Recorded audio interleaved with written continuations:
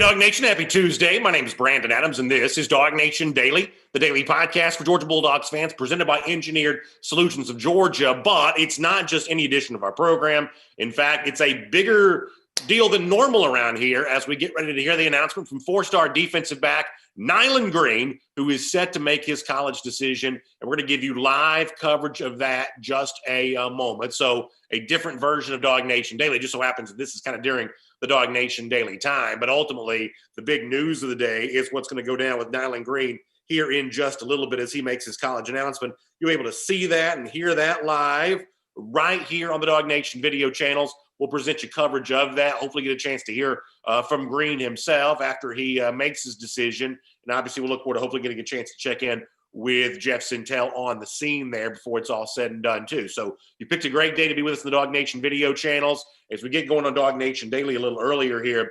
But they're at Newton High School, going to go down with Nyland Green in just a matter of minutes. As a way of setting up for what's going to happen with Green here today, let's talk about a little bit of the social media chatter over the course of the last 24 hours. A lot of this generated by Green himself. You may remember the photo that I showed you yesterday, and I'll show this to you again, of the family of Green, very cool T-shirts with a question mark. Obviously, they're enjoying the mystery and intrigue about who Green might select. And in those in that family photo, the family all representing various hats, the Clemson hat, the Alabama hat, the Oregon hat.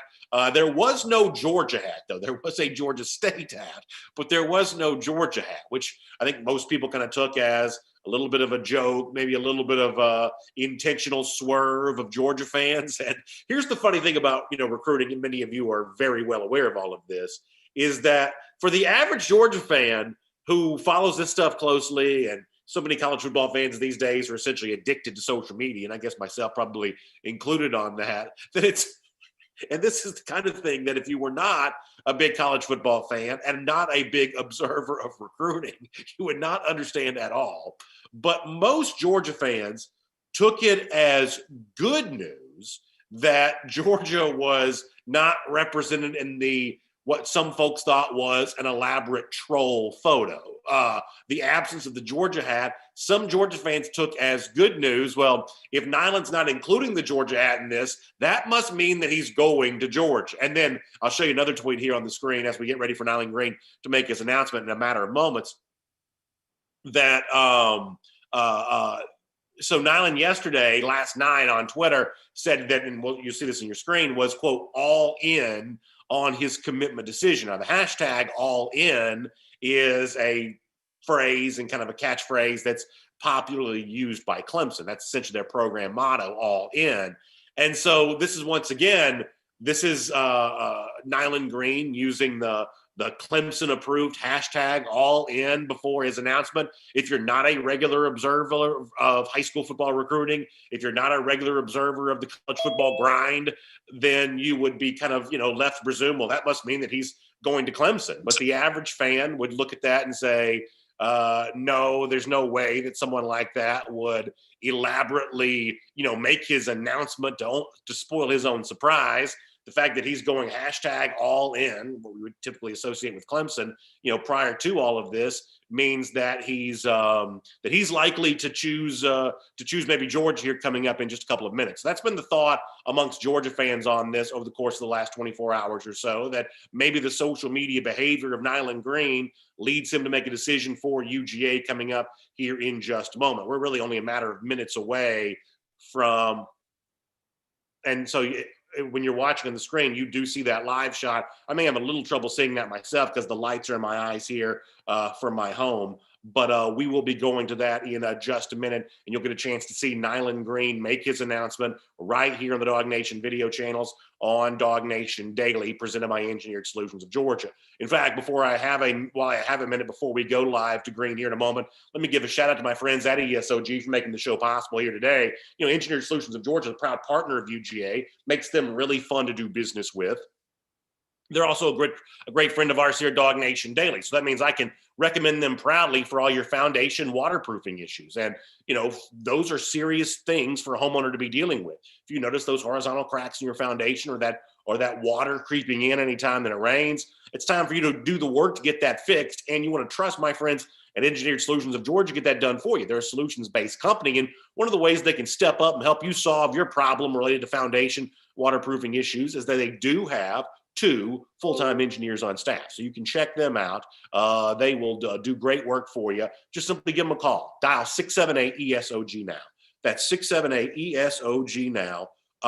And that'll get you in touch with Engineered Solutions of Georgia and let them take good care of you today. Proud partners of UGA, good friends of ours here on DawgNation Daily, Engineered Solutions of Georgia. So by my count, we're probably 3 or so minutes away from the Nyland Green announcement. Look forward to letting him make that with you live here as he chooses between a number of schools. Georgia, obviously, paramount on that list. At least Georgia fans certainly hope that's the case. Going down with that here in just a couple of minutes. While we're waiting on that from Green, I'll also give you some time for some comments here to set up what's going to happen with Nyland a little bit later on. I'll tell you this too, that once Nyland has made his announcement, once the pageantry there at Newton High School is over with, at that point in time, we'll kind of shift into some of the other news of the day. So before we're done on video, podcast, radio, and everything else, we're going to touch on the Rick Gilbert rumors and what it is that maybe connects Georgia back with Gilbert after some reports that he might be feeling a little homesick and looking to leave LSU.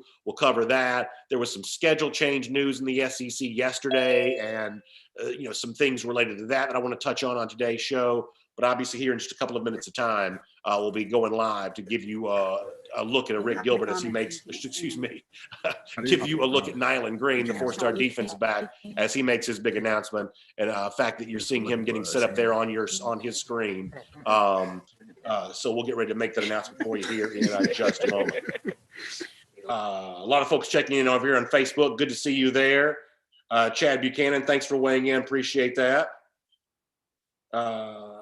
Trey Duke's excited about the possibility of Rick Gilbert maybe coming back in the fold for Georgia. Pretty good stuff all the way around.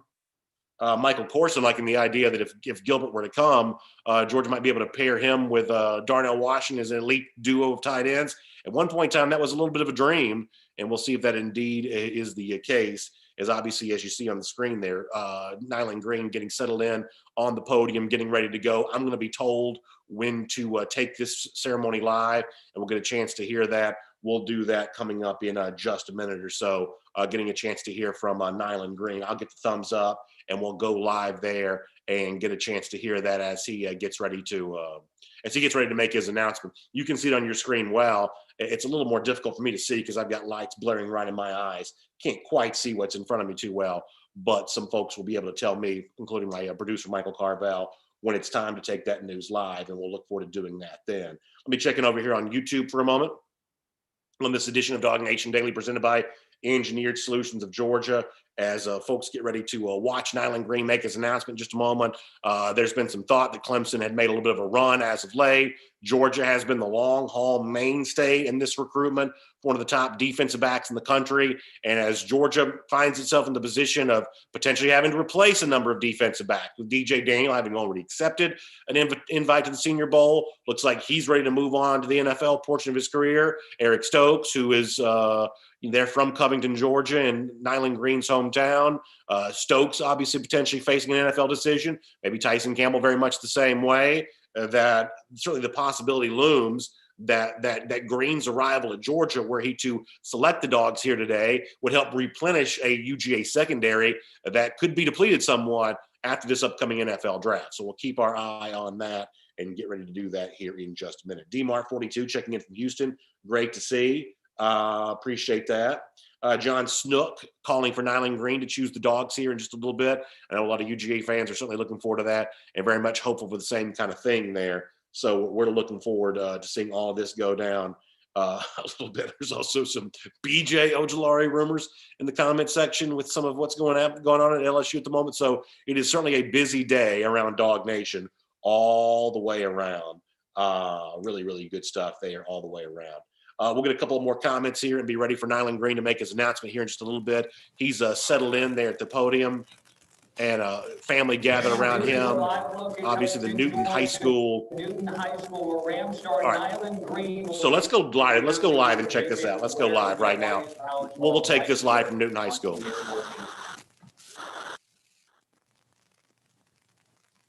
with that one is good string of people. Tommy Tran, Brandon Baker here at CBS Sports HQ, getting you ready for Nyland Green's announcement just moments away. Exciting moments coming up. One of the top DBs in the country's position. Where do you spend the next 2 years playing college ball? Of course, the one question, where will it be? Same thing we're all wondering.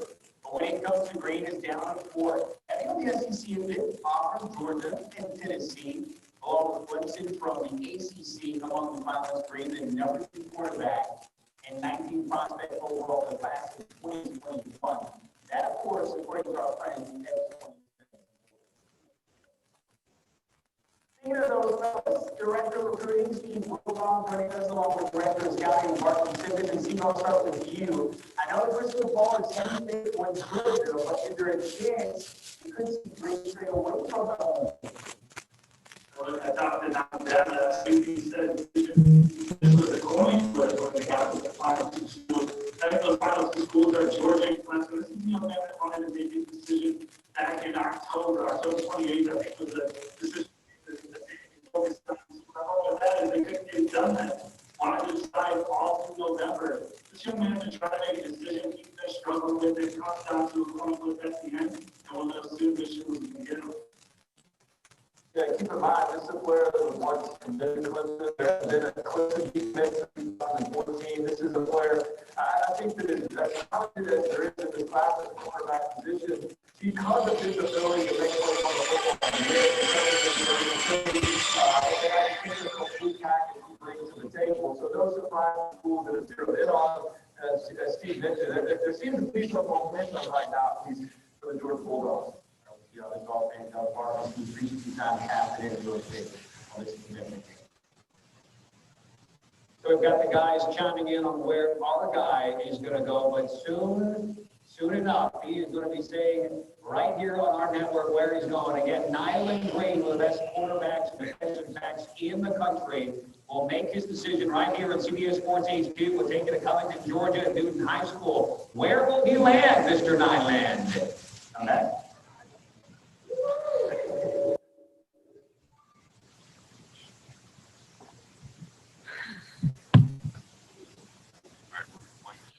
All right, so they're at Newton High School. A little bit of technical difficulty, but it looks like Green's getting close to making his announcement. We're on the scene there. Going to provide you coverage of that. A little bit of a challenge there at the moment, but Green has not made his choice yet, but that is upcoming here in just a moment. So we'll hear more from that when it goes down and provide you all the information on that all the way around with Nyland Green here coming up in just a little bit. We'll be able to make that announcement coming up in just a little bit. So some stirring around there and some opportunity to provide this here coming up in just a little bit. We'll be ready to do that. We'll take some of your comments while we're waiting on this. Green going to make his announcement here coming up in just a moment. Obviously, we said before, Georgia has been the mainstay in this recruitment. Clemson has come on strong as of late. One point in time, schools that we've heard discussion about. Tennessee, we have not really been a lot of Tennessee chatter as of late. This would seem to, at least in my mind, almost what appears to come down to a Georgia-Clemson battle here. And obviously for Georgia, as Jeff Centel explained on our program when he joined us on Friday, incredibly important because Georgia does stand to lose a lot of its defensive backs off this current roster. What has been a real strength for the program, obviously a need to rebuild that. And, you know, guys from last year's class like Keely Ringo has been injured this year to be part of this. But also Nyland Green, if you can choose Georgia to be a part of that there as well. So I'm going to be told when we're going back here live to Newton High School, we'll find out more about this here coming up in just a moment, and we will see if we're able to. All right, let's go ahead and check it out. Nyland Green from Newton High School. First off, why don't you tell us who you're with before you make the announcement? Man, I'm with my wonderful family, my dad, my mom, my sister, my brother, my grandma, and my amazing administrators, coaches, and all my loved ones. All right, you got the squad and the crew with you. All right, without further ado, why don't you let us know where you're going to be going and playing college ball? And first and foremost, I'd like to thank God. If without him, this would be anything possible. I'd love to thank my family around me, supporting me, my coaches, my administrators, and everybody, my friends for keep pushing me every day to get better and better and better. But for the next 3 to 4 years, I'll be taking my academic commitments and I'll be taking my skills to the University of Georgia.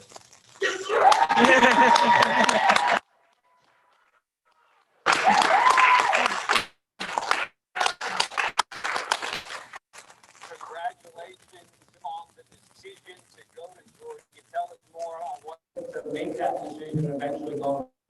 Man, it took everything. It took everything out of me, my family. It's a long process, an amazing process, a hard process. We just kept praying, and God just. I know you quoted about a week ago. I know Clemson was certainly in the mix. How do you think about Dabo Swinney and the Tigers? Man, it's been wow. One of the most crazy experiences I've ever had in my life. It was one of the hardest decisions I ever had also, but God just showed me the way that it was just my home. On a big day like today, I know it can be hard to maybe eat and keep a routine. I heard from a bird you had some Skittles today. Oh my God. Yeah, that is true. I had some Skittles earlier before I got on stage. Eat the red ones first. Yep, I ate the red ones. All right. Tell me a little bit about your game here. Obviously, the decision to join Kirby Smart there at Georgia, the SEC, obviously, the conference is well known for putting out talent to the NFL. How do you think you're going to fit when you get there to Athens? I feel like I'm going to fit very well, just getting developed as a person and get developed as a better player, and also just learning from one of the most greatest persons who ever coached and ever played the position. A lot of comments there. A. Terrell, like concussion, playing in Atlanta right now. And you have a guy that Jamal gave around, or even someone that recently got done playing the game. That when you say, hey, I want to be that DB, that's the guy I want to play with. Ah, man. I like Deion. He's my favorite defensive back ever. He walks it, he talks it, he can back up when he do it. So that's what I kind of like to model myself too. Hard to be time time. I know team-wise, obviously, not the season you guys had hoped for, but this has been a year unlike any other, obviously, dealing with COVID-19. The pandemic. How would you describe what it's been like as an athlete, going to school, going through everything, and still playing competitive games during a time like this? I mean, it was a hard time going through it, but it's just a blessing that I can still have my family around me to know and not get sick and everyone stay healthy and just continue to play the game I love and get another chance with my senior year to do it. All right, that's going to do it for me. I got one more thing before I let you go. All right, so that's the scene there from Newton High School as four-star defensive back Nyland Green has chosen Georgia. And that's the good news. I realize that was a little bit of a rocky road there to get to that point, but I guess it's all worth it if the news on the other end ends up what you want it to be. And that is the case here. Is four-star defensive back Nyland Green has chosen UGA. Georgia gets a big addition for its class of 2021, and we are certainly very excited about that. Let me give you a little bit of a scene setter for what's going to happen over the course of the next few minutes. I don't know that we'll get a chance to talk more with Green here today. That's why I wanted to give you a chance to hear him right there. But hopefully, 20 minutes or so, we can catch up with Jeff Centel there on the scene there at Newton High School. Hopefully we'll get a chance to do that. Big get there for the Georgia Bulldogs, possibly validating some of what we talked about before the Green announcement went down, which was some of the elaborate social media trolling of the photo of the family that did not include the Georgia G, the tweet last night with the hashtag all in, which was seemingly a reference to Clemson. Most Georgia fans apparently kind of sniffing that out as a troll of UGA and likely an indication that Green was going to announce for Georgia here today. This obviously also validates something that Jeff Centel has talked to us about when he's been with us on DawgNation Daily, presented by ESOG before as well, which is that Georgia has been the constant in this recruitment. That ever-present relationship. Green and Charlton Warren, the Georgia defensive backs coach, have maintained a strong bond with each other. I guess connecting over the idea of sneakers and some things like that. They like that as a hobby, so they've connected around that. And obviously, Green sees himself following in the footsteps of his hometown guy, Eric Stokes, who's gone on to a great career at Georgia, and that career could come to an end here at the end of the 2020 campaign. And Green could see himself following in those footsteps. Georgia has been strong in the secondary. That's been one of the hallmarks of Kirby Smart's defenses. But a lot of the guys who've contributed to that could be on their way out of the program, and in some cases are on their way out of the program. So the need to find the next group there on that front is certainly paramount, and that is what Georgia is doing in the presence here of Nyland Green. And the other thing is, I know many people start to put this together a bit here, which is that, Green seems to have a connection with other recruits. There had been some talk of, if you'll remember the tweet the other day from Green referencing five-star defensive tackle Mason Smith. And I'd love to play with a guy like Mason Smith in college. And Georgia fans would say, well, I'd love for Green and Smith both to be together at a place like UGA, that there's some kind of cross-connecting bonds between some of the elite prospects here in the class of 2021, and the Green domino falling might be the kind of thing that could also create some momentum with some of those other recruits as well. Xavier Sorey comes to mind, potentially Terry Arnold too.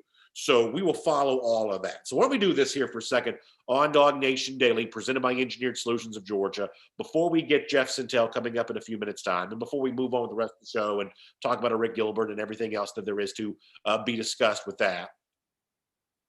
Let's get some immediate reaction from all of you about the Nyland Green news here today, and let's see where this takes us for a couple of minutes. Then we'll move on with the rest of our program here today. Big news for Georgia as Nyland Green, four-star defensive back, has made his pledge to the University of Georgia. What an exciting thing to see go down here on the DawgNation video channels a moment ago. Realize that we had a little bit of a technical issue there, but listen, when it results in big news on the other end, obviously you'll put up with that. Sometimes these school signals can be a little tricky, and obviously we're not quite operating at our full technical capacity right now either, with me all over the place.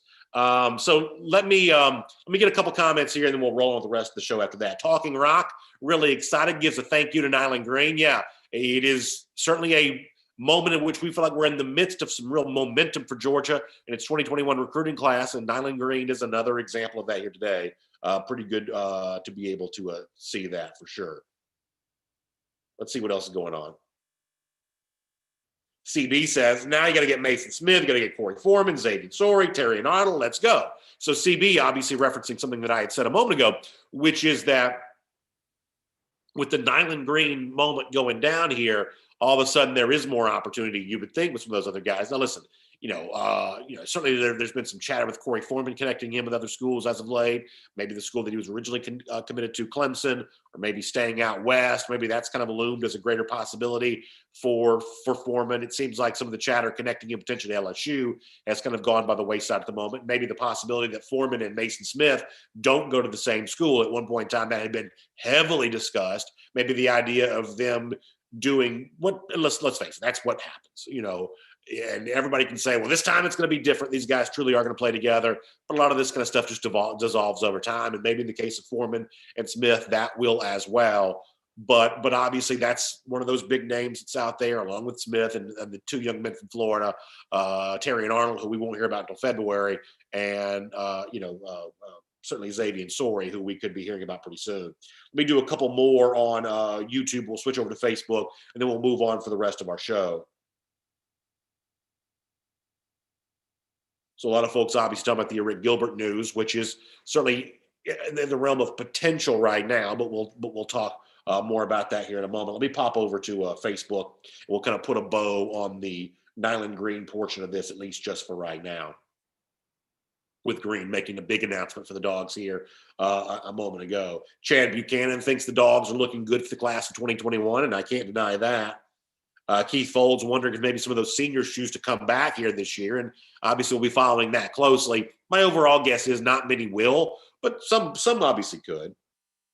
Brian Jones says if Corey Foreman doesn't come to Georgia, I hope he goes to Clemson. When we get a chance to hopefully talk to Jeff Centel here in a few minutes, that's one of the things I will ask him is how much Nyland Green falling into place does potentially help Georgia with some of the other big names that are out there. Chase Barbie kind of going back and looking at Jeremiah Holloman, J.J. Holloman, former Newton High School product. Yeah, so this is a spot where Georgia's had some success before. So a lot of folks weighing in here. After four-star defensive back Nyland Green has chosen Georgia a moment ago. Randy Hall obviously excited about seeing Georgia put together potentially another elite class, and obviously Nyland Green is certainly a help towards being able to do that. So really good stuff. Why don't we assume that we probably get Jeff maybe coming up about 10 minutes or so. That might be what we're able to do there on that.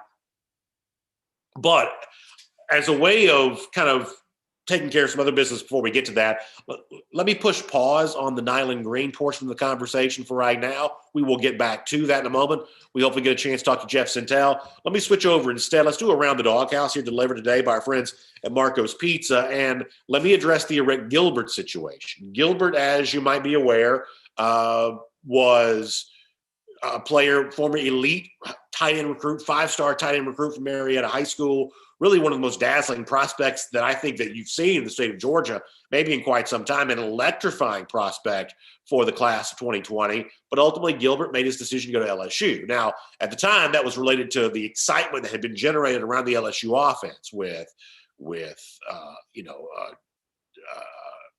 Joe Brady and his passing game and what he had provided there, what Joe Burrow had provided from a quarterback standpoint. And obviously that was the place to be offensively last year. And that's kind of seemingly what led, to the momentum of a Rick Gilbert choosing LSU. But as you know, Joe Burrow's the quarterback of the Cincinnati Bengals now.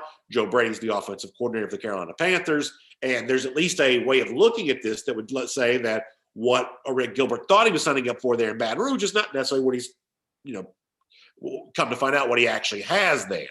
And so you saw, I'll show you this tweet on the screen, Billy Embody, who covers LSU 24/7. Other reporters have said this, that apparently a Rick Gilbert did not practice with LSU. And apparently a Rick Gilbert is not with the team at the moment and, very much considering transferring away from LSU. Of course, we all know how the transfer rules are in motion to change here, that giving that one-time transfer option to players is now on the table. And so there is all kinds of chatter that with a Rick Gilbert seemingly homesick, potentially looking for a way out of LSU, that Georgia might stand up here and be ready to earn that commitment. And for a recruiting battle that ended up probably taking the silver medal in, going back a year ago, that it might finally be the landing spot for Rick Gilbert now that he's discovered that the grass is not necessarily greener there at LSU. This is obviously really exciting. I will tell you, as someone who follows, recruiting pretty closely as an observer and a fan, more so than a recruiting,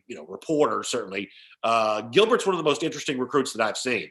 He was really, at least when I would see the Blue Devils play, he was kind of the focal point of that Marietta offense. Caught a lot of balls from Harrison Bailey, who's quarterback at Tennessee now, and I guess probably the starting quarterback there moving forward. You would assume that Gilbert was not necessarily a project type player that you were trying to make into an offensive weapon, that he was really kind of a polished offensive weapon, for Marietta when he was there, and fashioned himself as a wide receiver, wanted to see himself more in that vein than maybe as a tight end. And the way in which he showed ball skills at the high school level would have given you a reason to believe that he could do that he could, be that guy. That's not, just puffery or exaggeration to say that he could be that flex in type player at a place like Georgia. It's one of the reasons why you're excited about, the fact that he could be on the open market for a Georgia offense that needs as many offensive weapons as it can get.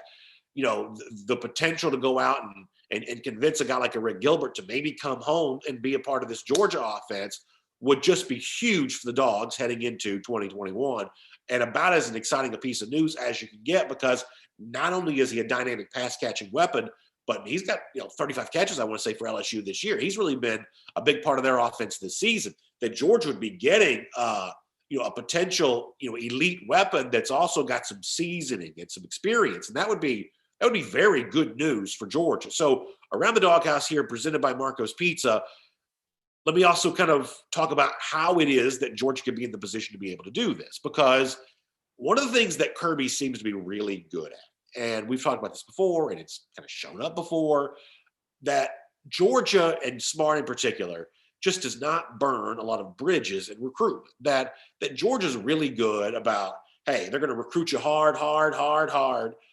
And if you choose somewhere else, they're going to shake your hand, they're going to wish you well, and they're going to end that portion of the relationship in a way that assumes and ensures there won't be any hard feelings. Really opening the door to potentially take advantage of something that might happen, later on. In this case, maybe that works out exactly this way with the Rick Gilbert. In fact, let me give you an example of what I'm talking about here. If you want to go back to last year, when a Rick Gilbert was interviewed after having chosen LSU, listen to the way in which Gilbert here, and this is coming from our buddy Jeff Centel, but listen to the way in which Gilbert here talks about his relationship with Georgia, his relationship with the Georgia fans. And certainly while he was at the time eager to choose LSU, he certainly did not have much bad to say about UGA nor UGA fans. This is old audio from Rick Gilbert from last year that potentially foreshadows the feeling that he could have about UGA here today. This is a Rick Gilbert.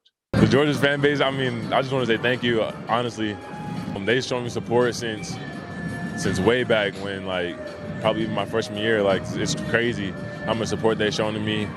I just really want to say thank you. It was a really tough decision to say no. So.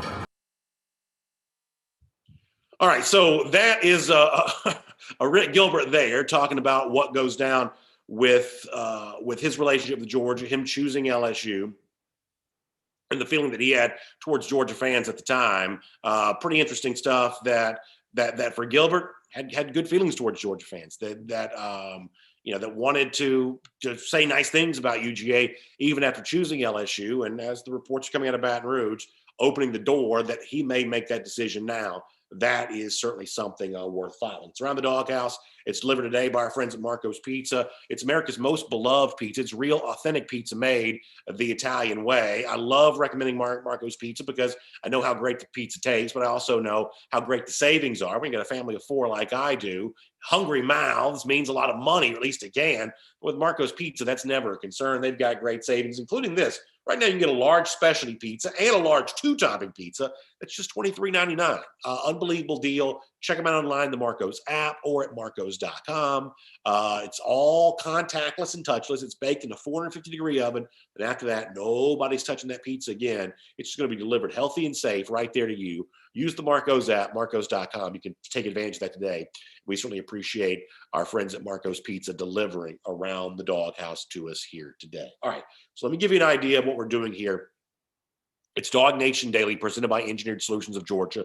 For those of you who may have just checked into the broadcast right now, we actually started a little early today, and we were able to present some terrific news here this morning as 4-star defensive back Nyland Green has made his commitment to the University of Georgia, adding to the Dogs 2021 haul. One of the biggest, most significant gets of all here for the class of 2021 is Green. So that is very big news as Georgia's able to kind of square their way and get that done. We also, just a moment ago, kind of talked about some of the other big chatter that's out there, reports coming out of LSU that former 5-star tight end and big-time focal point of the LSU offense here this year, Rick Gilbert, is potentially looking to put his name in the transfer portal, and Georgia could stand because of the relationship that's been ongoing here.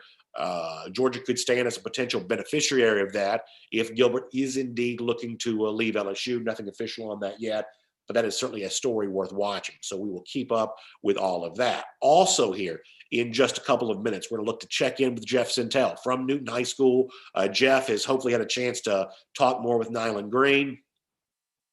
We'll get a chance to hear from Jeff on the behind-the-scenes story there, what Green has to say, and I think what a lot of you have kind of said is important to you. We'll try to get some answers from Jeff Centel on this as to what could be happening next, which dominoes might be now easier to topple with Nyland Green making it official for Georgia here today. So that's all to come.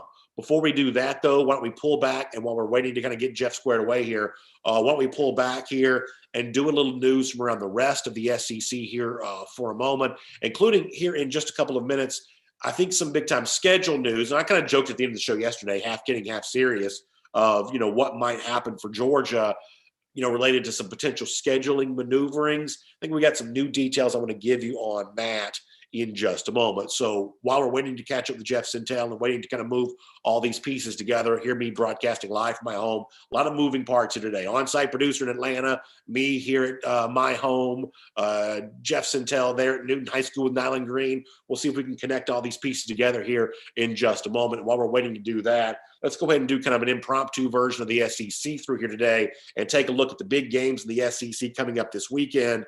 One fewer big game around the SEC than we expected here this week. But obviously, we know that Georgia is going to Missouri on Saturday. We'll lead that off as a part of our MyBookie Best Bets here today. And as I said on yesterday's show, I think one of the things that you can now say is, even though Georgia's nearly a 2-touchdown favorite in this game on Saturday in Como, this is actually for Georgia a little bit better schedule option than maybe we thought would have existed. Post Florida, when we looked at what Georgia had left, Mississippi State, South Carolina, Missouri, Vanderbilt, all of those games, for the most part, seemed relatively uninteresting.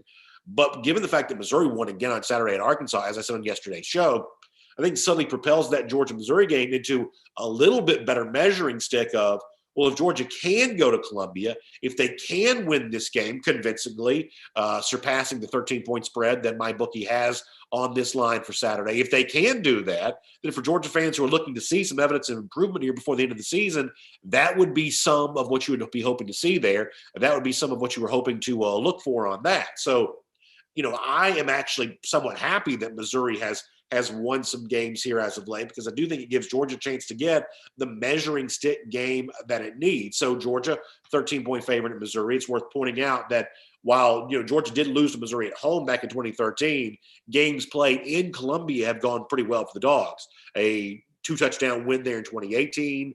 A big, blowout win there in 2014, which was kind of the coming out party for Nick Chubb. The 2016 game was a late Georgia win in Kirby Smart's first year. And of course, Georgia won the old man football game back there in 2012. So Georgia has had its success in Columbia, but under Eli Drinkwitz, the Tigers have been very good at home, including the win against Arkansas on Saturday, what they were able to do against Kentucky, pulling at the time the upset against LSU. So under Eli Drinkwitz in his first year, Missouri has been pretty good there for Roe Field, and will look to kind of keep that going against Georgia on Saturday. Dogs do play there as a 13-point favorite. Elsewhere in the SEC, as part of our MyBookie best bets, Alabama as a 30-plus point favorite again, this time on the road at Arkansas.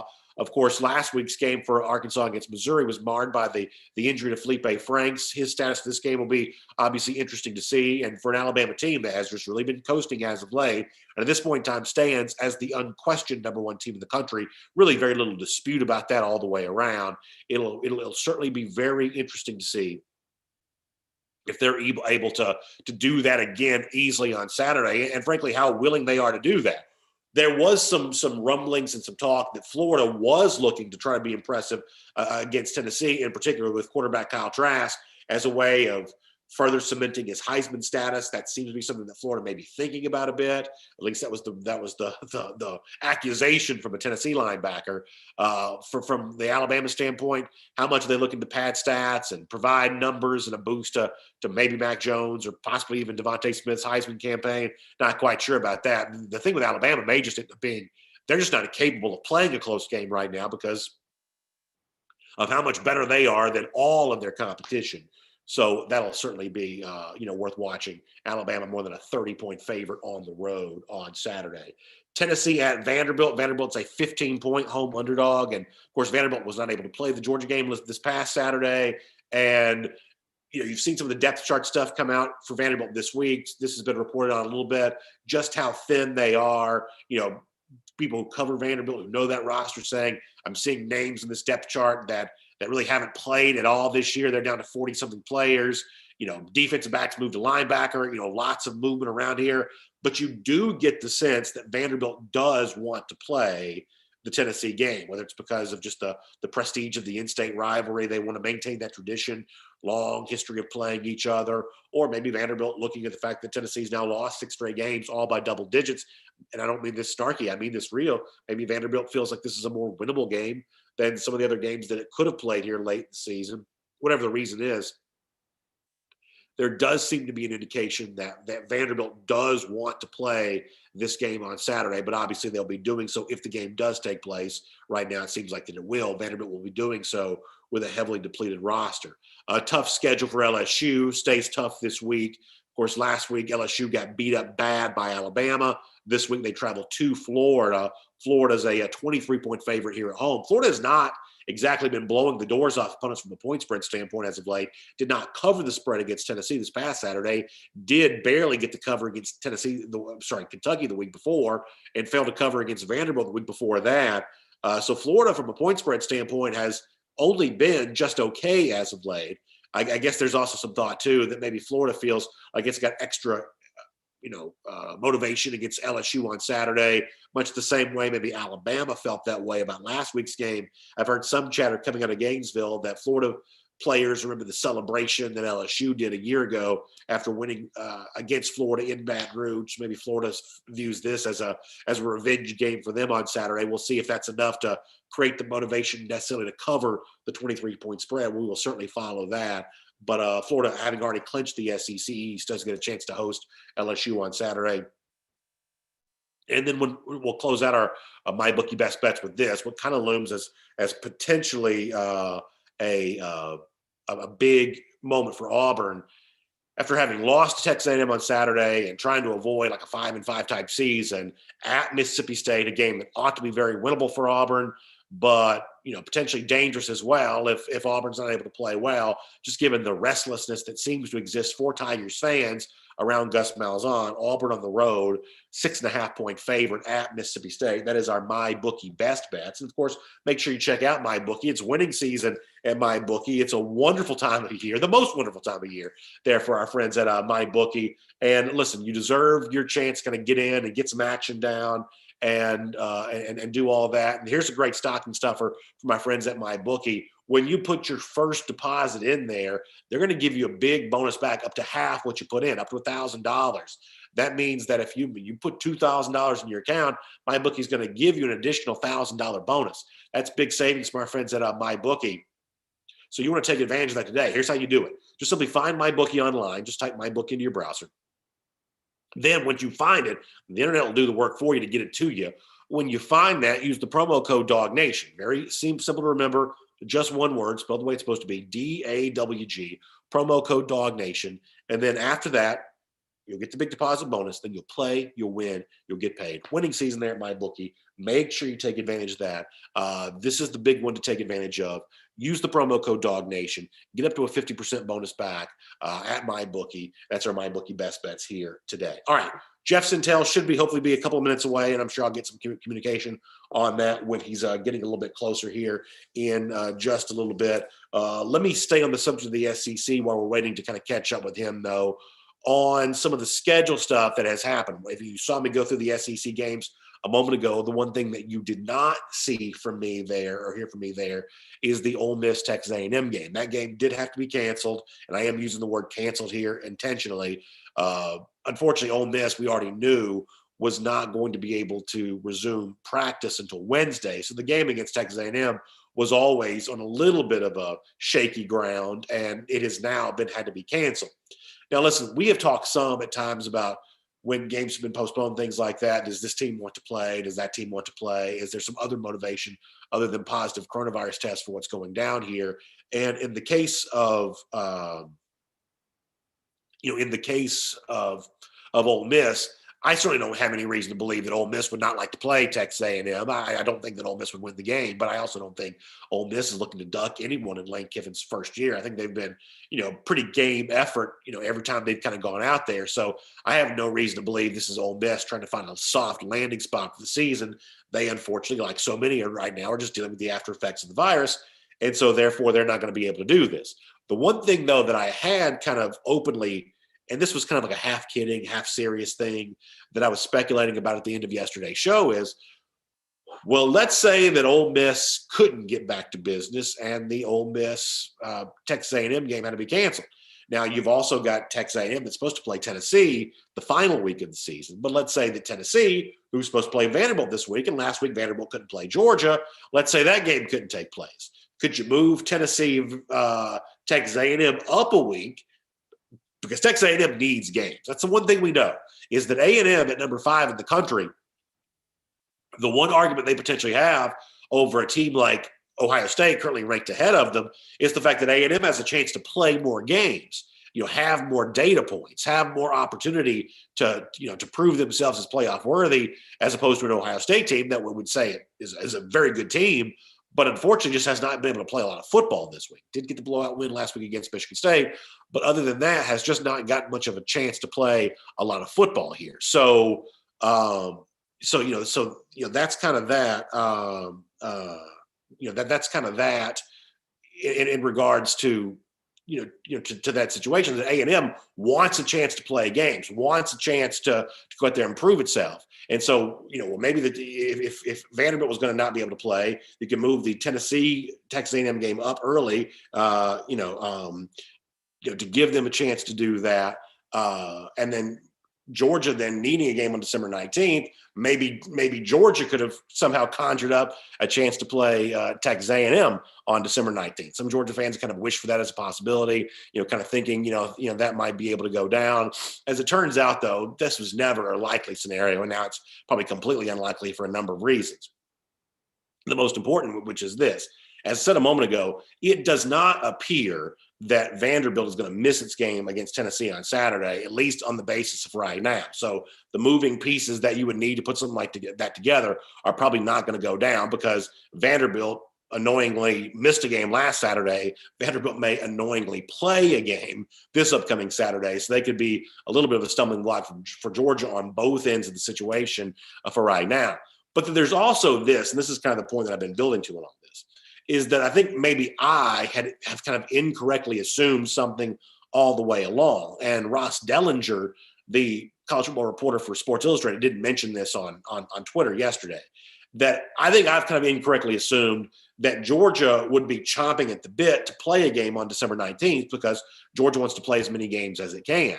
But as Dellinger pointed out, and what made Dellinger want to say this was in reference to Bronco Mendenhall, the Virginia coach, who said that the ACC had asked him to play a game on his Cavaliers team to play a game on December 19th, and Mendenhall turned it down, said, no, Virginia does not want to play a game on December the 19th. And what Dellinger said on Twitter, and I think this is probably something worth considering, is that there are a lot of coaches that probably don't want to play a game on December the 19th. Now, it's one thing because that's obviously around the early signing period for recruiting.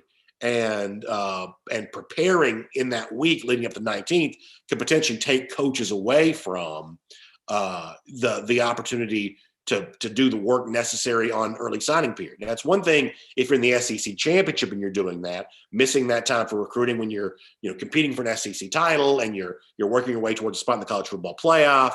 Having to do double duty related to recruiting is probably all fine and good and probably worth it.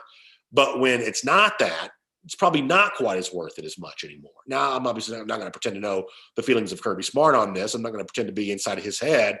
But based on what Dellinger said yesterday, I think this is probably a fair point, that part of the reason why that Georgia publicly showed some frustration heading towards the end of last week about Vanderbilt canceling the game was because there's potentially the institutional perspective of Georgia is they don't want to be playing on December 19th because instead of spending time during the week prepping for Vanderbilt, they want to spend that time really locking down everything that needs to be locked down related to the early signing period. So that's probably worth following here, is that now that it certainly seems likely that the SEC is not going to get all of its teams playing all 10 of its games, with the Ole Miss game against Texas A&M likely being canceled, are there now other cancellations that now fall into place because of this? Because when you're trying to play them all, being motivated to get them all in is its own fuel. But once you don't play one of them, all of a sudden now another game that you miss becomes a little bit easier to miss. And so, long story short, you're left to wonder if the presence of the potential Georgia Vanderbilt game the week of early signing period now makes that game maybe a little bit easier to cancel, related to the fact that it looks like now that Ole Miss and Texas A&M will at least miss one of their games. That'll all be worth following there. DawgNation Daily, presented by Engineered Solutions of Georgia, here today. Looks like we're still trying to get Jeff Centel squared away. We will do that as we get ready to wrap up, kind of a portion of our show here. I'll also tell you that I'm sure you saw the reporting at DawgNation.com yesterday. Micaiah Tongue, Trey Blunt have put their name in the transfer portal. So for a Georgia wide receiver room that's still trying to find its way on the field, certainly for the players that are a part of a deep room, not getting as much playing time as they want, Blunt and Tongue are going to, make their decision to move on and try to find a home somewhere else. Micaiah Tongue was a player that I don't know that I ever had much of a feel for in terms of, what his, role could have been at a place like Georgia. Is obviously a very impressive looking athlete. At one point in time, I'd kind of wondered, well, maybe is Micaiah better served by playing defense back, something like that. But obviously I think that he really sees himself as a wide receiver. And, I certainly wish him well in his chance to do that. The player that I feel a little bit more confident speaking about is Trey Blunt, because I did know Blunt, as a player back at Pace Academy. And I, remember him being on the field a lot when he first got here to Georgia. Blunt was really, he was on the field even on the Sony Michel Wildcat run in the Rose Bowl that capped that win for Georgia, the walk-off touchdown that won the game for Georgia. Blunt was on the field on that play. So this was a guy that was playing a pretty good bit for Georgia in 2017, largely in a blocking role there as receiver. But this was a guy who had a very good career at Pace Academy, and I am a big believer that Trey can be a player at the college level. This is exactly what I think the transfer rule ought to be for. Sometimes some of the transfer talk can be kind of frustrating and kind of irritating. But when a guy like Trey gets at a place like Georgia and kind of gets just stuck in kind of a logjam, I want there to be an avenue for a guy like that to find a way to go play somewhere else. And I certainly wish Trey Blunt the best as he gets ready to do that. So Blunt and Tongue looks like they're going to put their name in the transfer portal, and we will follow that, and we'll kind of see how that story develops in the days ahead. All right, so I'm going to get hopefully Jeff Centel here in a minute. But before we do that, let me kind of transition here to our RS Andrews cool down. We'll take some comments, more reaction, kind of everything that's going on here. And if we don't hear from Jeff in the next few minutes, as I drop my phone, if we don't hear from Jeff in the next few minutes, then we will just kind of bounce on out of here and try to catch up with him at some other time. All right, so RS Andrews Cool Down. Make sure you check them out, rsandrews.com, for all your air conditioning, your heating, your plumbing, electric needs. RS Andrews will do really good stuff, related to all of that. If your water heater goes out, in any case, RS Andrews can replace it for you the same day.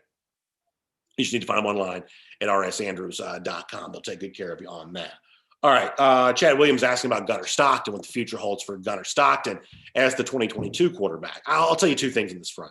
First of all, I do think that part of the strategy of Shane Beamer's hiring at South Carolina is probably to be done in such a way that they're able to maintain that relationship with Stockton. It's not a surprise that Connor Shaw is staying on staff as kind of a Gamecocks lifer. He's the kind of person that will probably survive multiple head coaches potentially. So it's not a huge surprise that Stockton is going to stay there in the South Carolina staff. We'll see if Mike Bobo gets a chance to remain as offensive coordinator, because it's not just, Connor's connection to Gunner's high school coach, Jabo Shaw. Mike Bobo's father had also, been someone that had been connected to Gunnar Stockton for a while too. So there's a number of South Carolina tentacles potentially kind of wrapped around Gunnar Stockton here. So I'm guessing that's going to be one of the big prime directives for Shane Beamer upon taking that job, is trying to find a way to keep Gunnar Stockton. It probably reminds you a little bit of when Kirby Smart first took the Georgia job, the work that he did trying to maintain the relationship that Mark Richt had with Jacob Eason. A little bit different than that, in that Eason was for the upcoming cycle, whereas Stockton's a cycle from now. But I think it's probably pretty similar on that front. And I'll also tell you this, and many of you may disagree with this, and I understand that if you do, but if Georgia likes what it has in Brock Vandegrift, I don't know that it needs to be as aggressive in recruiting a 2022 elite quarterback prospect. Giving a little bit of room for that to breathe and setting up a more sensible succession plan where you maybe look down the line to 2023, I almost wonder if that's not something that makes just a little bit more sense. I think at that point in time, that probably makes just a little bit more sense. That's probably what I would do. So Michael Carvell saying this about ESPN, that here's a quote from Rick Gilbert on this. I'm sorry, here's a quote from Ed Orgeron on the Rick Gilbert situation. It said, Rick did talk to me on Monday. He's thinking about opting out for the season. He said his body is hurting and he has to get better. His mother's in town and speaking with him right now. I don't know if he's officially announced it yet, but that's where we are and what we discussed yesterday. So that is Ed Orgeron, who makes an appearance on the radio station 104.5 ESPN in Baton Rouge, Louisiana, acknowledging the rumors that are there for Rick Gilbert. If you opt out on the season when you're only a freshman, certainly stands to reason that you might be looking to move on. Obviously, there's a lot of weird stuff happening on the LSU program, seemingly some lost recruiting momentum as of late, some weird chatter off the field there. Some of this even related to the basketball program too. It's a little bit of an unusual time in Baton Rouge. And, certainly when you see that quote, related to Rick Gilbert, does not sound confident Orgeron's part that they're going to be able to keep him, although certainly Orgeron doesn't come out and outright confirm anything either. So that's probably a story that we'll continue to follow, obviously, very, very closely.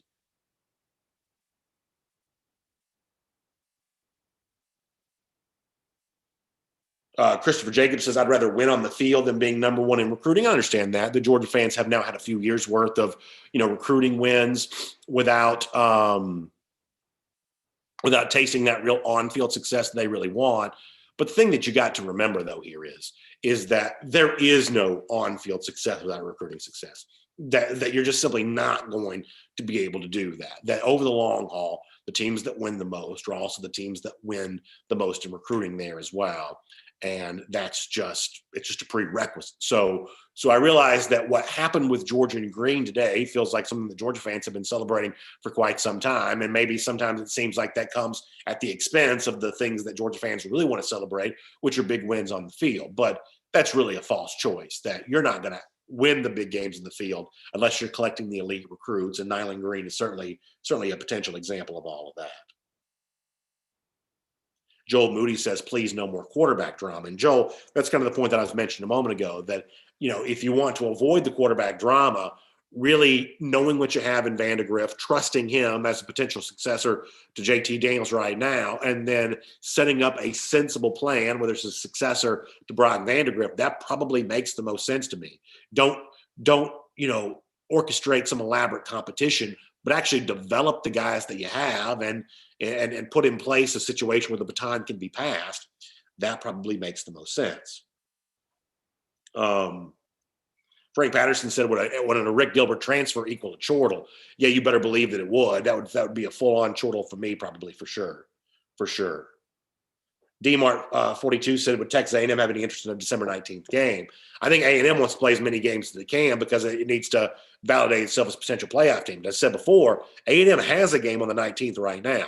Georgia's only chance to play A&M on the 19th would have been if Vanderbilt couldn't have played Tennessee this upcoming Saturday, and that Tennessee A&M game got moved up a week. By SEC rule, you can move the Tennessee A&M game up. Of course, the deadline for doing so would have been last night, but there is a provision in place to move those games up, and then you'd have to make up new rules after that to schedule a game for December the 19th. But the problem is that A&M currently has that game on the 19th, and the Vanderbilt Tennessee game is on for now this Saturday. So the moving pieces aren't quite available to you. And as I said before, and I thought Ross Dellinger's point on this on Twitter yesterday from Sports Illustrated is probably pretty accurate. There are a lot of schools that don't want to play on December 19th, and given the emphasis that Georgia puts on recruiting, I think it's probably a safe assumption that behind the scenes, Georgia's probably not all that eager about playing a game on December 19th. The SEC, tells them to, and Georgia will. It wants to honor its seniors and things like that.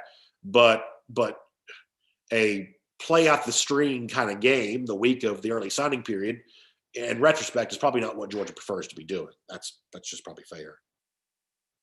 Wyatt Fielding says, who do you want left in the 2021 class? Still got my eye on Mason Smith. That's my biggest get that's still out there. I think Georgia needs that elite defensive lineman. I think Smith can be that. Obviously, Xavier Sori and Terry and Arnold are out there after that. At this point in time, I don't know if Corey Foreman's a faint hope or a realistic possibility. I'm not quite sure about that all the way around. And then, I guess you'll keep your eye out there on Donovan Edwards too, the running back a bit. But it looks like Jim Harbaugh may stay at Michigan. I don't know if that helps in the pursuit of Edwards or not. But clearly my number one name is Mason Smith. No one for me is more important in what's left for this 2021 class than what Mason Smith might be able to provide. Reggie says word is Rick Gilbert is homesick, and you can certainly understand why someone would be. I think you definitely can. Let's get a couple more comments here. Steve Highland says, I see Carson Beck hitting the portal if he doesn't get playing time. I just don't think that's true. Now, I can't guarantee he won't. But the one thing I've tried to say over and over again is there is nothing weird about how Georgia's treated Carson Beck. It's not weird that Beck hasn't played. He was a freshman coming into Georgia, likely to redshirt the entire time. And that's the way the season has played out. Now, how does he personally feel about that? I don't know. But this was always the most, realistic, likely possibility for someone like Carson Beck, given how crowded the Georgia quarterback room was. Beck is not quite in the same caliber of prospect as, like, say,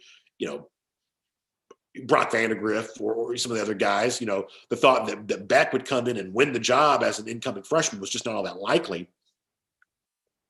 And given all the other quarterbacks that were kind of in place in Georgia, it was always more likely that Beck's chance to play was in a future year. Now, does that mean that we won't get a chance to see Beck as a backup before the season's done? Maybe you will, but Beck's not even the number 2 quarterback in Georgia right now. And I understand the curiosity of fans. They'd rather see Beck play than Bennett play if Georgia gets a backup quarterback into a game. But there's just not much chatter related to Carson Beck right now.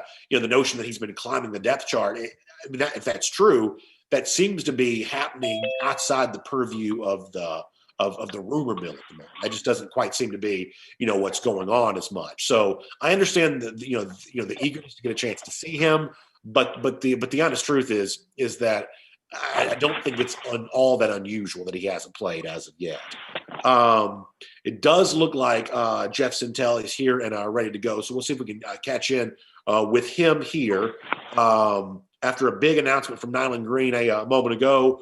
Jeff, it's always great to get a chance to hear some behind-the-scenes stuff on this. Obviously, it was a big day for Green, but there at Newton County High School, what was the mood around the announcement, and how did it feel to be there in the room with him when it went down a moment ago?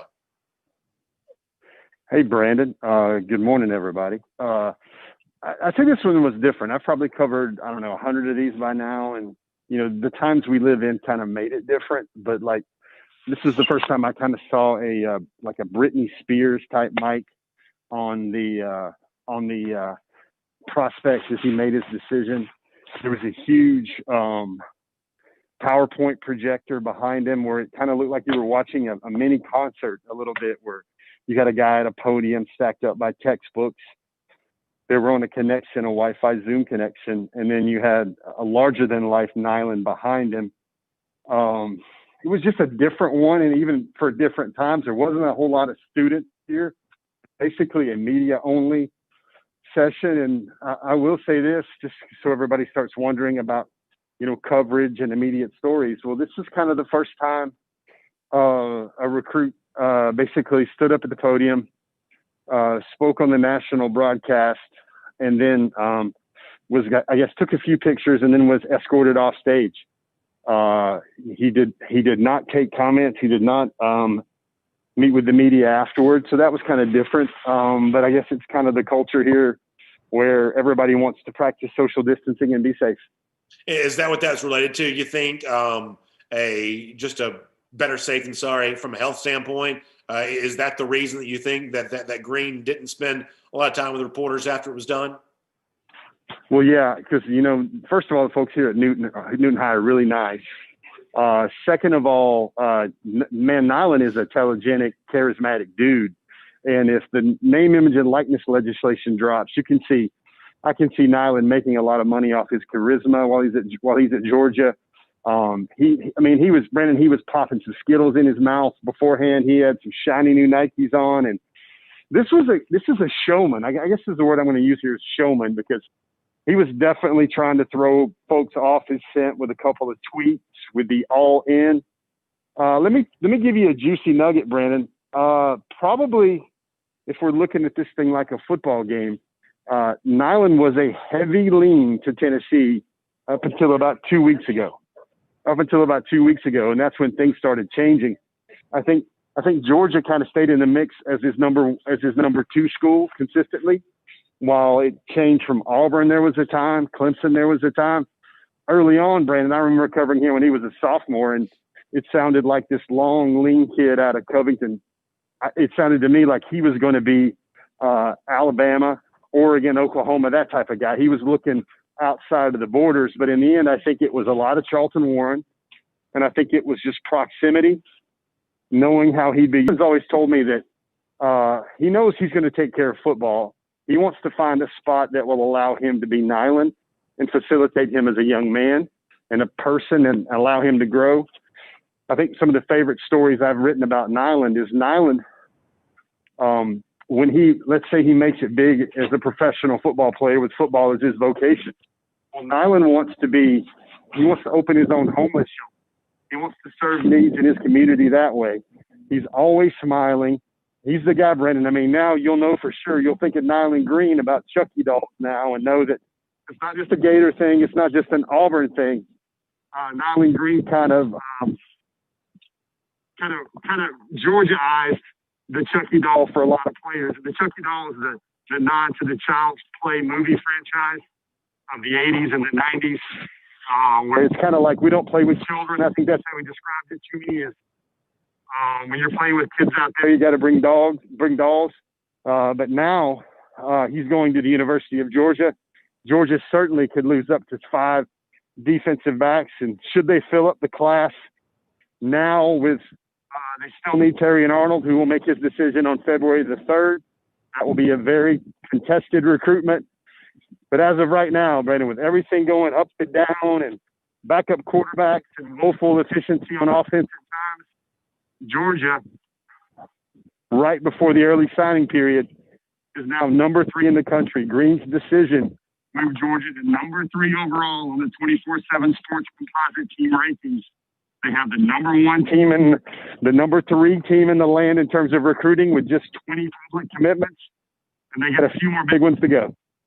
So a lot to unpack here, obviously related to that. The first thing I want to mention is something that you had talked about early on, and we talked about this in the show today too, is that in kind of the backwards world of recruiting, most Georgia fans, I think, took it as good news that the UGA hat didn't show up in the family picture. They got tweeted out on Sunday, and the all-in hashtag got used in the tweet on Monday night, previewing this announcement here today. In a weird way, college football fans who follow recruiting pretty closely thought, well, if this elaborate of a troll is taking place, made to think that Georgia's not in it. I think most Georgia fans actually put their head on the pillow last night, feeling like that Georgia really was in good shape for Green. If he was going to work that hard on social media to make it seem like he wasn't going to Georgia, and it probably was good news for UGA. At least that's the vibe that I kind of got from Georgia fans late last night, early this morning. Yeah, I think one of the things that I've added to my Cliff notes of how you need to cover recruiting with some sort of veteran head on the swivel savvy is now you should follow the slighted team. You should, like you used to follow the visits, and now you should also follow the deleted tweets, because there's a lot of truth that nobody wants out there yet in a deleted tweet. It was interesting. I mean, Nyland, you think about him, Brandon, and I think he's going to start out at corner. I think that's where he wants to play. But, man, he's got so much length, physicality, work ethic, and ball skills that I think he can definitely play a lot of positions for Georgia in the secondary. I think of a star position. I think of, getting him on the field fast. I mean, one of his assistant coaches, Coach Skelton, who does such a really good job leading the young men here at Newton High, covering their recruiting, handling their recruiting, brought up a good point afterward as we spoke to him afterward. And he said that Nyland's right now about 182, 183. He was working out this morning at 6 a.m. on the day of his commitment ceremony, which shows a passion for the young man. His commitment video, you saw that. He was running by the homes in his neighborhood where guys like Kurt Taylor grew up, Ashton Hagans grew up, and it was basically his turn. He knew he was following a journey that other young men in their realm of athletic expertise had conquered in their lives. So, Nyland's a guy, he will enroll early. I think that's something everybody needs to know about him as well. But, man, Brendan, he's already 182 pounds, 183 pounds. Can get a lot thicker on that 6'2", almost 6'3" frame. You got to remember Stokes, another guy out of this area, Eric Stokes Jr., he played this year at about 175, 177 pounds. So already, if we're talking about replacing this upper echelon veteran defensive back talent, you've got a guy like Nyland Green now who already is physically bigger, physically larger than a guy like Eric Stokes Jr. And a little side note, as I was driving up to Covington today, you got to think about Georgia and Kirby Smart's track record with the best defensive backs to come out of Covington lately. Everybody remembers Eric Stokes, but D'Angelo Gibbs also came out of Covington before he transferred a couple of times in high school. And now you've got Nyland Green. I think he's the number 5 cornerback in the country for Georgia for this class. on the 24/7 Sports composite, but the pure 24/7 Sports rating has him at number 2 overall in the country. He becomes, I think, Georgia's 7th top 100 recruit in this class, and he's now the 5th highest commitment on the board for Georgia in 2021. Let me ask you this. Tell me more about the Tennessee situation. A real threat, it sounds like, at one point in time. Is it as simple as saying the fact that they're not winning games in the field is what cost their momentum with Green? Is it as simple as that? But I don't know if it's quite that simple. What they did is Tennessee showed him a lot in terms of Zooms, getting him consistent, continued contact. And that went a long way. I think location, Charlton Warren, and just Georgia being right there.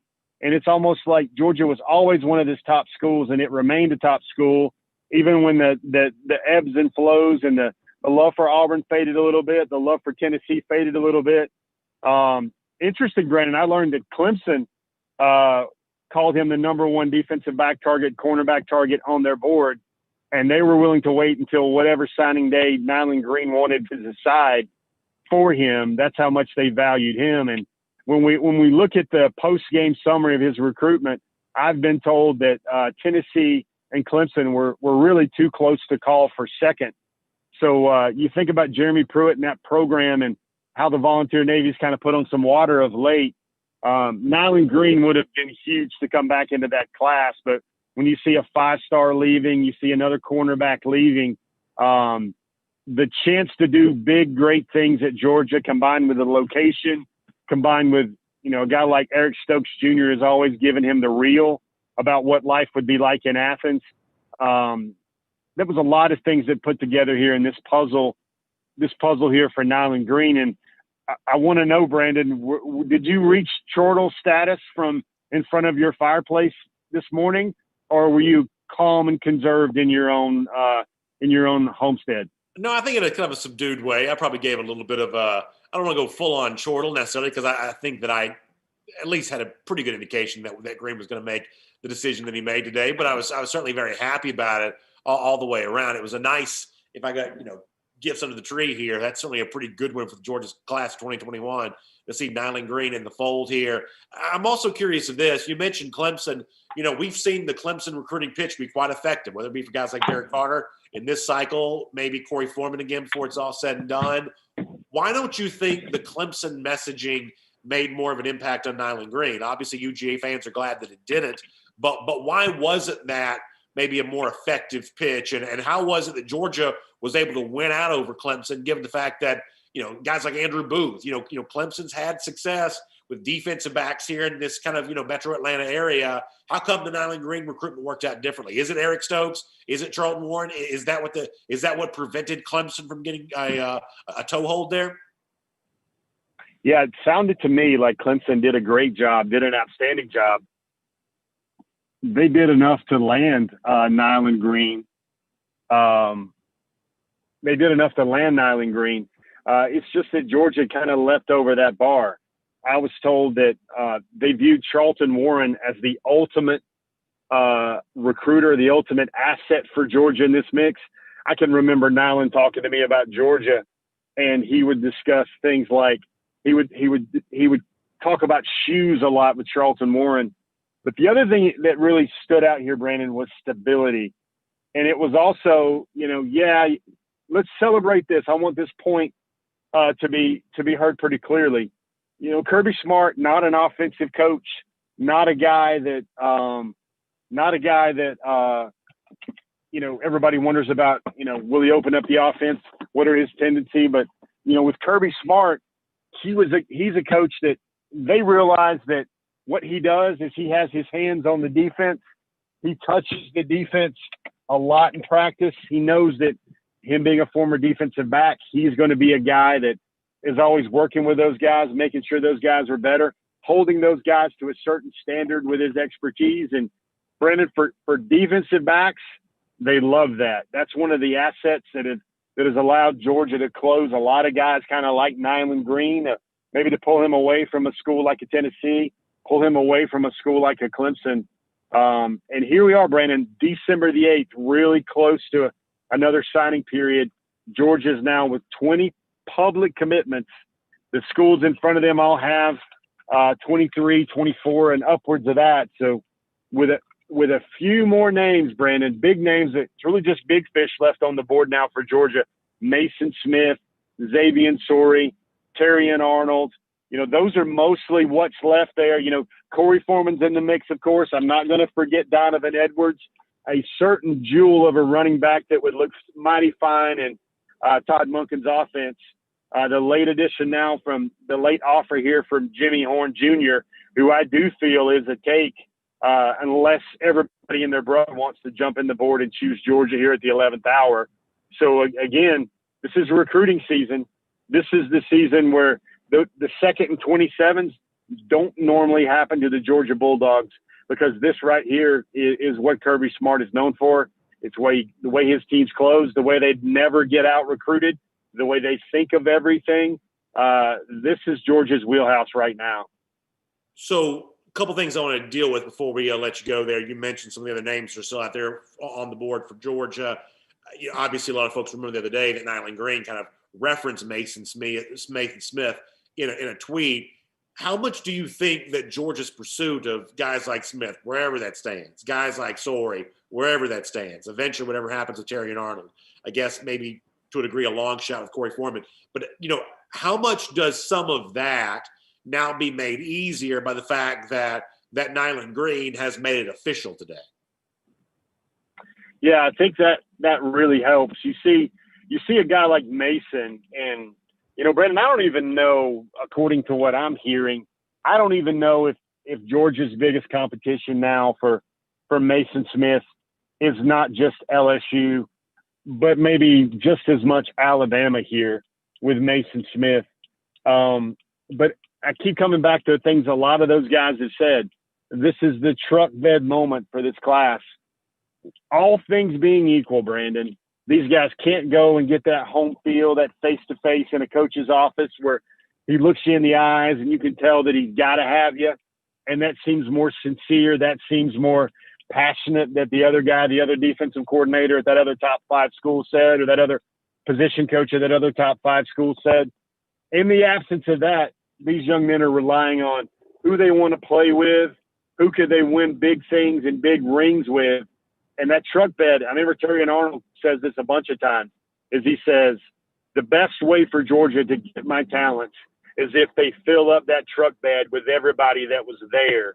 And it makes it almost inconceivable for him to try and go and face that team on another roster, to try and face that team with all that talent stacked up on Georgia's side, and him have to go try and win something big competing against all those guys. It's momentum, Brandon. It's really momentum. How, Xavier Sorey would lead to Terrion Arnold. All these other guys coming in, Lavassier Carroll, that helps with Xavier Sorey. Brock Vandegrift, Marion Mims, those guys help with a guy like Mason Smith. This is a really strong display of momentum when Georgia absolutely had to have it in this recruiting class. On a different subject to finish things out here today, I'm sure you're not surprised that rumors that are Rick Gilbert, really this is more than rumors, it's been reported that he's maybe not happy at LSU, that a Rick Gilbert could be hitting the open market once again, has obviously been met with a lot of excitement by UGA fans, myself included. Gilbert's one of the most interesting recruits that I think we've covered at DawgNation, and I think that he's validated the attention that he got as a recruit based on how he's performed in his freshman season there at LSU. What do you think about the possibility that Gilbert could be looking for a new home, and closer to home back here at UGA could be the eventual destination? What do you make of all that? Yeah, Brandon, I'm going to be the guy that hopefully you're not going to roll your eyes at your good buddy here, but I'm going to be the guy that says a little less right now. Certainly these are things I've been hearing. Certainly I feel that all of this is possible. But for me, man, if we wrote and we pontificated and we put a breaking up on every player that was considering the transfer portal, I mean, my, that would be a long list and a lot of worried, nervous, nail-biting fans. For this Eric Gilbert story, I think the responsible thing here to do is wait and see if the young man's name is in the transfer portal before everybody starts thinking about him being a guy catching balls from JT Daniels next season. I certainly understand the question. I know it is definitely intriguing and delicious for a lot of people to think about. But for right now, I think we've got to let this story kind of play out and let this thing move forward before you actually have a potential transfer destination to think about. Look, here's what I can say. In this year of 2020, it's actually not that unusual for, players to maybe miss a practice here and there for whatever reason. But the fact that this does get reported by LSU people at least means something. In other words, Gilbert wouldn't be the first unhappy player, wouldn't be the first homesick player. But a lot of that kind of stuff, either through mutual agreement or whatever else, just ends up being kept under wraps. So, Jeff, this is at least real enough that it's being reported by a number of LSU sources. This is kind of graduated from just being, more than just unsubstantiated rumor at this point. You'd agree with that part, right? Correct. But the journalist in me, the responsible journalist in me, looks at it this way. This is a young man that hasn't made the move yet. This is a young man. They're citing homesickness and all these things here. So for me, when you look at this story right here, this is a guy that's contemplating a decision. Lots of times this would happen in private. Apparently this has been leaked out. I know the LSU media tribe is very connected to their coaching staff. You could say it was purposeful that this news comes out where it doesn't really come out at other schools. Certainly this thing everybody wants to know in the forum yesterday, does this have legs? And I said, yeah, this certainly has legs. It's things that you have heard. But I'm going to be honest, Brandon, I hear things about players on the Georgia roster. I hear things about players from Georgia all over the country. When this thing is still being deliberated, I feel most professional and most comfortable here by waiting to see the matter play itself out before we start moving forward and everybody getting excited. Certainly realizing why everybody's exciting. Everybody starts thinking about the possibilities there and how he would be used. But for right now, he's still on the LSU roster. Maybe the report that he's missed practice is the one thing that seems that it's the only very solid, tangible thing right now. He's missed the practice. Yeah, and everybody's deliberating about where he could go and what he might do. That's the one thing to think about here, Brandon. I know this is a DawgNation show. I know this is full of DawgNation fans, but let's not automatically assume in the year 2020, no matter how prolific the University of Georgia is, how great this class is, and how well Georgia recruited him in the past. Him coming home doesn't necessarily mean a 3-foot putt for Kirby Smart and the Georgia Bulldogs to land his services. Well, there's no doubt that Gilbert gave a very articulate and unfortunately depressing assessment of the Georgia offense when he kind of chose LSU the first time around. So he certainly kicked the tires on Georgia before and found the program lacking. Maybe that's changing now under Todd Monken. Maybe Gilbert has a new reason to think about UG along those lines.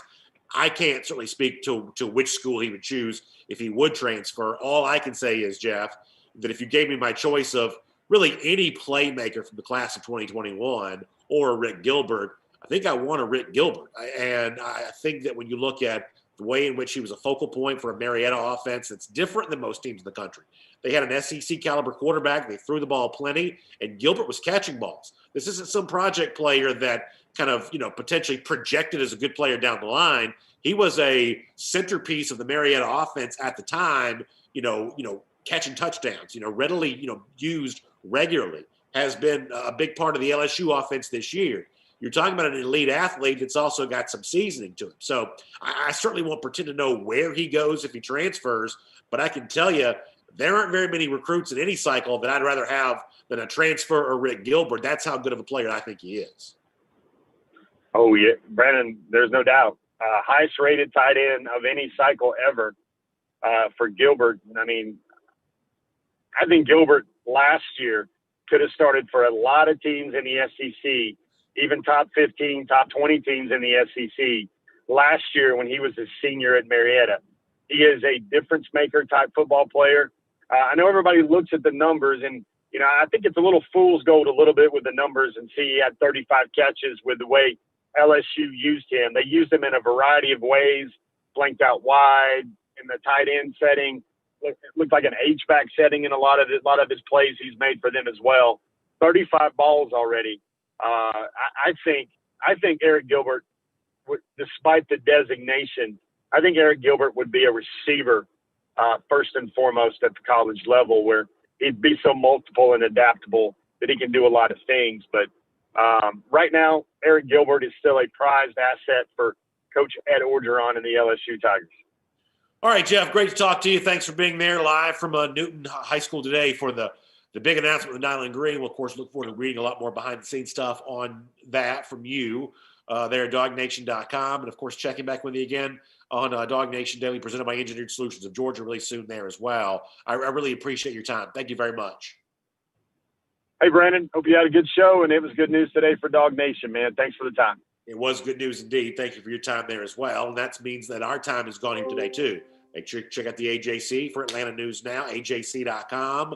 All the politics stuff, aftermath of the Falcons' loss to the Saints, the upcoming NFL draft starting to take shape for them. And, I guess there's also some, very interesting rumblings and rumors about the next Falcons GM. That's worth following there at AJC.com. Also the political stuff as well as we head towards the senatorial runoffs in January, and plenty of holiday ideas and gatherings and things to share in the Atlanta area too. You can find that online, AJC.com for Atlanta News Now. Big thanks to R.S. Andrews for making the R.S. Andrews cool down possible.